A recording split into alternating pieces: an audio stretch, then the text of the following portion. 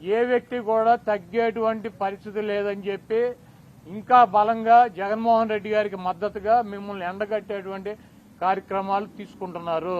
మీ ఎర్ర బుక్కులకి మీ పసుపు బుక్కులకి ఇక్కడ భయపడేవాడు ఎవడో లేడన్నదే గుర్తు పెట్టుకోవాలి.